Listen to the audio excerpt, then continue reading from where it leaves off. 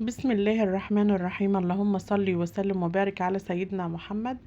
عاملين ايه يا حبايبي؟ يلا كده نسمي الله ونصلي على الرسول ونبدأ الفيديو الجميل ده مع بعض. وهو ان احنا النهاردة حبينا نحتفل كده مع بعض كده برأس السنة. كل سنة وانتم طيبين، ويا رب تكون سنة سعيدة علينا جميعا. واللي محققش حاجة في سنة 2022 يحققها في سنة 2023، وتكون سنة سعيدة علينا جميعا يا رب، ونحقق كل اللي بنتمناه وينجح أولادنا ويجعلها سنة جميلة علينا كده جميعا، على الأمة الإسلامية بحالها والأمة العربية بحالها. بشكر كل حبايبي اللي بيشاهدونا من مصر ومن برا مصر، وبتمنى لهم السعادة وتكون سنة سعيدة عليهم كده. ويلا شوفوا الجمال والحلاوة دي بقى اللي احنا عملناها النهاردة ديت. انا بصراحة ما كانش في حاجة ببالي، بس كنت قاعدة محتارة مش عارفة اعمل لكم ايه حلو كده ننزله مع بعض كده، نحتفل بيه سوا كده. فقلت ايه، يلا قوم تشجعي كده. كان عندي نص كيلو كنافة في التلاجة في الفريزر، وكان عندنا الفواكه دي طبعا، قمت جايبه بقى برطمان كاستر، وقلت لازم أنا اعمل لكم حاجه عظمه كده، حاجه تشوفوها تحبوها وتعجبكم باذن الله. يا رب تعجبكم وتكون حلوه كده وتعجبكم. طبعا الزواق ده ما كانش حاجه ببالي والله، هي جت كده. كان عندي تفاحية، وكان عندي مجموعة من الفراولة، وكان عندي سفندي. فقلت ايه، انا هزوقها اي حاجة يعني، اللي يجي ببالي هزوقها بيه. فطلعت جميلة وشكلها شيك وبالجمال والحلاوة ديت. يا رب تعجبكم، يا رب الفيديو يعجبكم وتكون تحبوها كده زي ما انا حبيتها كده. انا عملتها اهيت، هنشوف الطريقة مع بعض. فقلت اقطعها معاكم برضو واوريها لكم وانا بقطعها، ونشوف هتطلع عاملة ازاي. طلعت جميلة جدا وكانت طعمها تحفة ولذيذة جدا. انا كنت لحد دلوقتي النهاردة ان انا قاعدة بصراحة وما عملتش حاجة.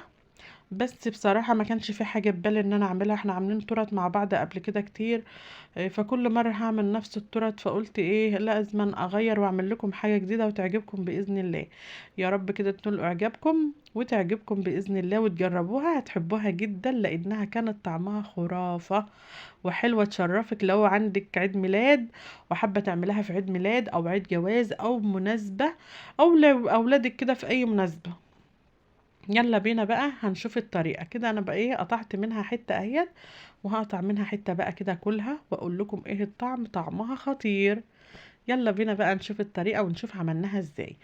اول حاجة بقى انا جبت نص كيلو كنافة كده، كنت جايباه من يوم السوق. عندنا الكنافة ديت بتتباع في السوق، فانا جبتها معايا من يوم السوق. قلت هبقى اعملها صينية كنافة، وحطيتها في الفريزر فكانت اتجمدت زي ما انتوا شايفين كده.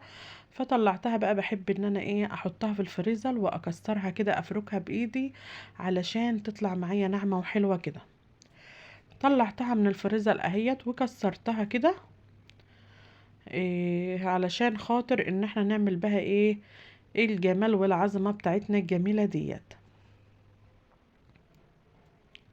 كده بقى لو فيها اي حتة مكلكعة كده او محببة هنعملها مع بعض. على فكرة الصينية دي بتتعمل في المحلات بتاعة الحلويات وبتتباع غالية جدا. انت هتعملها ببيتك ما كلفتش حاجات على فكرة كتير. نص كيلو كنافة وبرطمان الكاستر خدت نصه، والفواكه كانت عندنا والسمنة عندنا. كده بقى كنت مسيحة سمنة بلدي كده من اللي عندي. فحبيت افرد شوية بقى كده، بس ما تبقيش تقطعهم قوي ويتسخنوهم جامد، علشان ما يجرحوش ايديكي. يبقى يا دوبك سيحوهم كده، لان انتوا عارفين الجو برد والسمنة دلوقتي كلها متجمدة. نزلت كمية طبعا كده من السمنة في قلب الصاج بتاعنا، وهفردهم فردة كويسة. وهنزل بقى بالكنافة بتاعتنا، افردها في قلب الصينية اهيت. هتفردي بقى كمية الكنافة كلها كده وتضغطي عليها كويس اهيت. هنوزعها كلها في قلب الصاج. طبعا مش هتخلي حتة عالية وحتة نازلة لتحت، لا لازم تخليها كلها سوا بعضها، علشان لما نيجي نفضي الكاستر تتفضى كلها تبقى سوا بعضها. جربوها ومش هتندموا على الطريقة جميلة جدا وتحفة والله. كانت طعمها لذيذ، طعمها جميل جدا. انا عارفه ان هي تعجبكم باذن الله لانها فعلا حلوه. هي لو وحشه هقول لكم طعمها ما كانش حلو، بس هي فعلا كان طعمها جميل وشكلها اجمل، تخلي ايه ليكي نفسي تاكلها كده. طبعا العين بتاكل قبل البق طبعا. الحاجه ما بتبقى عجباكي بتحسي ان انتي كلتي منها قبل ما تاكلي منها اصلا، لانها عجباكي. كده بقى كنت ايه، جبت الهراسه بتاعتنا بتاعت البطاطس دي بقى، وقعدت ابطط كده في قلب الكنافه في الصاج، علشان كل ما بتكبسي الكنافه كويس كل ما بتعمل ايه معاكي طبقه كده، وبتبقى مكبوسه كويس، تيجي تقطعيها تطلع معاكي الخرطه بخرطتها كده. فانا طبعا ايه كل ما اعمل بايدي بتلزق الكنافه في ايدي، فقمت قايله ايه هعملها بالهراسه بتاعت البطاطس دي. ما شاء الله عليها جميله، بتبطط الكنافه جميل جدا، وبتضغطها لك في بعضها وبتبقى حلوه.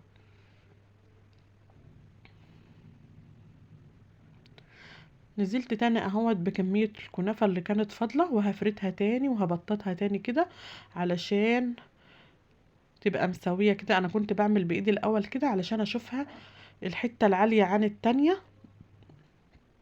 احاول ان انا ايه، طبعا الايد بتبقى غير الهراسة.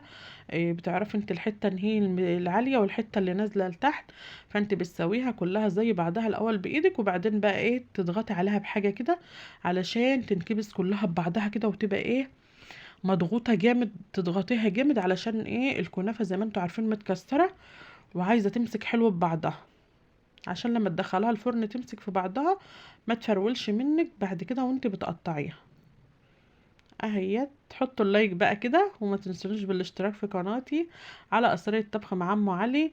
ولو اول مره تشوفي قناتي شرفني ان انت تكوني معايا طبعا فيها.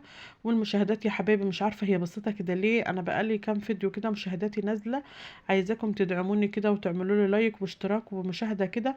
ما تحطوش الكومنت يا جماعه وتجروا، شاهدوا لي لو 4 دقايق من الفيديو، شاهدوا لي الاعلانات علشان الاعلانات هي اللي عليها الربح، ويحسبوها مشاهدة زي ما انا بعمل معاكم. انا ما بطلعش من الفيديو بتاعكم الا لما بكون مشاهدة الفيديو، المشاهدة اللي تنجحه.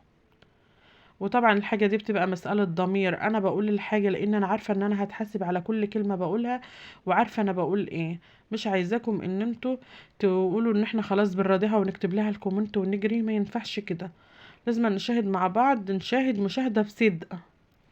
كده بقى كنت وزعت ايه بقية السمنة بتاعتنا على الوش كده، علشان زي ما دهنت الصاج من تحت سمنة كده لازم ايه احط له من على الوش كمان، علشان الكنافة كده تبقى طعمها لذيذ، واحط لها كلها تاخد كلها سمنة.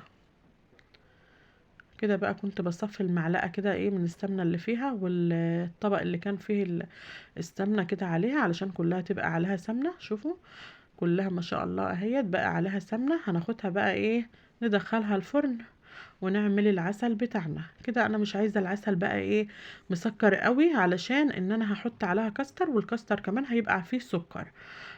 حطيت كوباية واحدة من السكر، وهنزل عليها بكوباية ونص مية، وهشيلهم كده ايه ارفعهم على البوتاجاز. اهو حطيت كده كوباية ونص مية، هاخدها بقى كده على البوتاجاز بتاعنا اهيت، غلت معانا كده غلوتين. هنزل بعصرة ليمونة كده ايه عليها، وكيس الفانيليا بتاعنا علشان الريحة الجميلة اللي احنا بنحبها طبعا في عسل الشربات ده. وبكده بقى يا حبايبي هنسيب العسل بتاعنا بقى يغلى كده ويربط. بس مش عايزينه برضو تقيل قوي، لان زي ما قلت لكم ان احنا لما بتقلي العسل قوي بيكرمل منك كده وبيطلع الكنافه مش حلوه. كده بقى كنت خدت الكنافه بتاعتنا اهي حطيتها في الفرن، وايه وولعت عليها الفرن، واحمرت اهيت وطلعت وبقت بالجمال والحلاوه دي. هنزل بقى بالعسل عليها، ايه العسل اللي احنا عملناه مع بعض طبعا زي ما قلت لكم ووريته لكم. هنزله عليها كده ونوزعه على الكنافة كلها، علشان تبقى كلها مسكرة كده وبالطعم الجميل الحلو ده. على فكرة انا ما بعمل الكنافة لاولادي بيحبها كده مش محشية، بيحبها سادة زي ما هي كده وعليها العسل بس. لان انا عندي سيف ابني مش بياكل اي حاجة فيها حشوة، بيقرف منها، مش عارفة مش بيحب الحشوة ليه.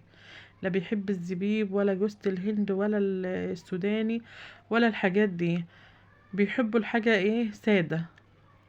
حتى القلاش لما بعمله بيحبوا ان انا اعمله لهم ساده من غير حشوات، علشان مش بيحبوا الحشوات اللي في قلبها. فكل بقى واحده بتعمل ايه حسب اطفالها ما بيحبوا وحسب اولادها ما بيحبوا. فانت برضو حسب ما انت حابه، لو حابه تحشي الكنافه كمان مكسرات وبتحب الحشوه احشيها عادي، مش هيجرالها اي حاجه، حسب ما انت متعوده واولادك بياكلوا.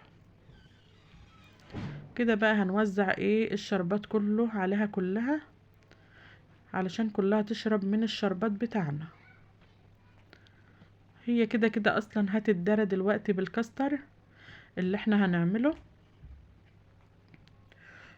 وهتبقى ما شاء الله عليها جميلة، الشكل بيحكم عن نفسه. ما شاء الله عليها، الله اكبر، بصراحة طالعة تحفة، والزواق ما كانش في البال خالص، طالع ما شاء الله عليها. كده بقى كنا عملنا الكاستر بتاعنا زي اي طريقة كاستر انت بتعمليها، بتغلي اللبن وتدوبي الكاستر في قلب طبق في حبة مية كده وتنزليه، وطبعا اللبن بيبقى فيه السكر، وتنزليه عليه وتقلبي لحد ما يربط معاكي. كده بقى كنت نزلت بايه بكمية من الكاستر بتاعنا على الكنافة، ونزلت اهوت بالكمية التانية.